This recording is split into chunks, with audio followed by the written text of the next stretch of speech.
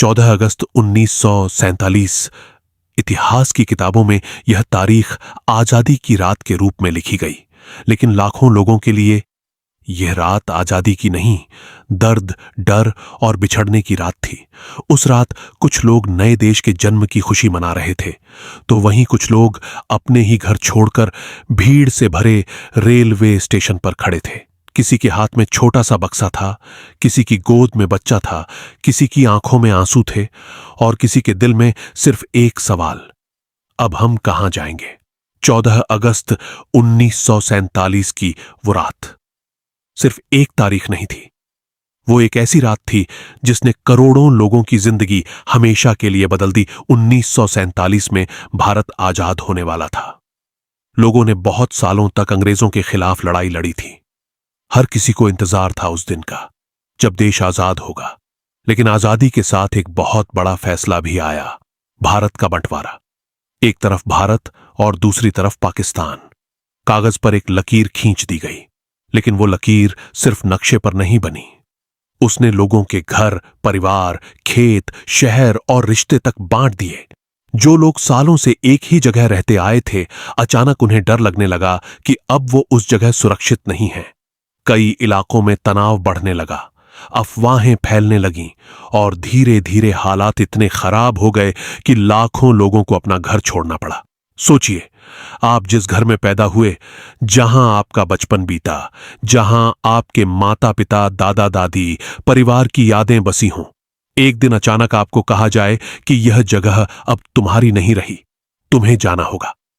1947 में लाखों लोगों के साथ यही हुआ। लोगों ने अपने घरों के दरवाजे बंद किए, कुछ कपड़े, थोड़ा अनाज, कुछ जरूरी सामान उठाया और निकल पड़े एक ऐसे सफर पर जिसका उन्हें खुद भी पता नहीं था कि अंत कहां होगा। कई लोगों को लगा कि ये बस कुछ दिनों की बात है, हालात ठीक होंगे और वो वापस अपने घर लौट आएंगे। इसलिए बहुत से लोगों ने अपने घरों की चाबी तक संभाल कर रखी। उन्हें उम्मीद थी कि एक दिन वो लौटेंगे, लेकिन उनमें से बहुत से लोग कभी वापस नहीं जा सके। उस समय सबसे बड़ा सहारा बनी ट्रेनें। लोगों को लगा कि ट्रेन उन्हें सुरक्षित जगह तक पहुंचा देगी और देखते ही देखते रेलवे स्टेशन लोगों से भर गए। स्टेशन पर चारों तरफ अफरा तफरी थी। भीड़ इतनी ज्यादा थी कि चलना मुश्किल हो रहा था। कोई अपने बच्चों को संभाल रहा था, कोई बुजुर्ग मां बाप को सहारा देकर प्लेटफॉर्म तक ला रहा था, कोई अपना सामान बचाने की कोशिश कर रहा था। हर किसी के चेहरे पर एक ही चीज साफ दिख रही थी, डर। ट्रेन आती तो लोग किसी तरह उसमें चढ़ने की कोशिश करते। डिब्बों में बैठने की जगह नहीं होती थी। लोग दरवाजों पर लटक कर, खिड़कियों से चढ़कर, छत तक पर बैठकर सफर कर रहे थे। किसी को नहीं पता था कि आगे क्या होगा, लेकिन इतना सब होने के बाद भी लोगों को उम्मीद थी कि शायद ट्रेन उन्हें उस डर से दूर ले जाएगी। 14 अगस्त 1947 की वो रात, कई रेलवे स्टेशन सिर्फ सफर की जगह नहीं रहे थे, वो लोगों के बिछड़ने की आखिरी जगह बन गए थे। कई परिवार ऐसे थे जो भीड़ में बिछड़ गए। मां इधर रह गई, बेटा उधर निकल गया, भाई ट्रेन में चढ़ गया, बहन प्लेटफॉर्म पर ही छूट गई, पति पत्नी एक दूसरे को ढूंढते रह गए। उस शोर, धक्का मुक्की और डर के बीच कई लोग अपने ही परिवार से अलग हो गए और फिर कभी नहीं मिल पाए।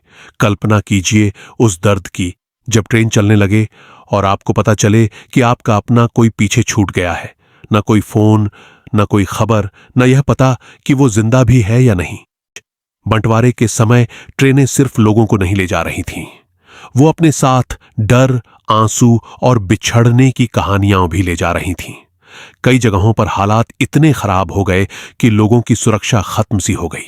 हिंसा भड़क उठी, रास्ते असुरक्षित हो गए और कई ट्रेनों का सफर एक खौफनाक कहानी बन गया। कुछ ट्रेनें ऐसी भी थीं जो अपने गंतव्य तक पहुंची, लेकिन उनमें जिंदा मुसाफिर बहुत कम बचे थे। कई डिब्बों में सिर्फ सन्नाटा था, सामान बिखरा पड़ा था, कपड़ों पर खून के निशान थे और लोगों के सपने वहीं खत्म हो चुके थे। यही वजह है कि 1947 के बंटवारे का जिक्र आते ही लाशों से भरी ट्रेनें इतिहास का सबसे डरावना सच बनकर सामने आती हैं। यह सिर्फ हिंसा नहीं थी, यह इंसानियत के टूटने की तस्वीर थी। जब हम इतिहास पढ़ते हैं तो अक्सर सुनते हैं लाखों लोग बेघर हुए, बहुत से लोग मारे गए।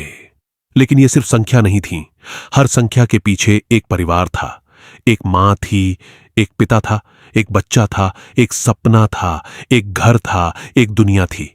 किसी ने अपना भाई खोया, किसी ने अपनी बेटी, किसी ने अपने माता पिता और किसी ने सब कुछ। कई लोग ऐसे थे जो बच तो गए, लेकिन जो उन्होंने अपनी आंखों से देखा उसका डर उनके अंदर जिंदगी भर जिंदा रहा। कई बुजुर्गों ने बाद में बताया कि उन्हें सबसे ज्यादा दर्द किसी चीज का था, तो वो था अपना घर छोड़ने का दर्द। वो मिट्टी, वो आंगन, वो दरवाजा, वो पड़ोस, सब पीछे छूट गया। 15 अगस्त 1947 की सुबह भारत आजाद हो गया। देश में जश्न था। लोग खुश थे कि सदियों की गुलामी के बाद अब भारत आजाद है। लेकिन उसी आजादी के साथ एक गहरा दर्द भी जुड़ा हुआ था। एक तरफ लोग तिरंगा फहरा रहे थे, दूसरी तरफ शरणार्थी कैंपों में लोग अपने बिछड़े परिवार वालों को ढूंढ रहे थे। एक तरफ नए देश का जन्म हो रहा था, दूसरी तरफ लाखों लोग अपने पुराने जीवन को खो चुके थे। यही वजह है कि 14 अगस्त 1947 की वो रात इतिहास में सिर्फ आजादी की रात नहीं है, वो उन लोगों की भी रात है जिन्होंने अपना घर, अपना परिवार, अपना शहर और कई बार अपनी पूरी दुनिया खो दी। आज जब हम 1947 को याद करते हैं तो सिर्फ तारीख याद रखना काफी नहीं है, हमें उस दर्द को भी समझना होगा जो आम लोगों ने झेला था। बंटवारा हमें यह सिखाता है कि नफरत की आग जब भड़कती है तो उसका सबसे बड़ा नुकसान आम इंसान को होता है। वो इंसान जो सिर्फ अपने परिवार के साथ शांति से जीना चाहता है। 14 अगस्त 1947 की वो काली रात हमें याद दिलाती है कि सरहदें कागज पर खींची जा सकती हैं, लेकिन इंसानों के दिलों पर जो घाव पड़ते हैं उन्हें भरने में पीढ़ियां लग जाती है। 14 अगस्त 1947 एक ऐसी रात जिसे दुनिया ने आजादी की दहलीज कहा, लेकिन लाखों लोगों ने उसे अपनी जिंदगी की सबसे दर्दनाक रात के रूप में जिया। उस रात कई घरों के चूल्हे हमेशा के लिए ठंडे हो गए, कई मांओं की गोद सूनी हो गई, कई बच्चों ने अपने पिता खो दिए, कई लोग अपने घर की चाबी हाथ में लिए पूरी जिंदगी वापस लौटने का इंतजार करते रहे। आज जब हम आजादी का जश्न मनाते हैं तो हमें उन लोगों को भी याद रखना चाहिए जिनके लिए आजादी की कीमत बहुत भारी थी, क्योंकि 14 अगस्त 1947 की वो काली रात सिर्फ इतिहास का एक पन्ना नहीं, बल्कि इंसानियत के दर्द, बिछड़ने और उम्मीद के टूटने की एक ऐसी कहानी है जिसे कभी भुलाया नहीं जा सकता। आजादी मिली, लेकिन उस रात लाखों लोग अपनी दुनिया हार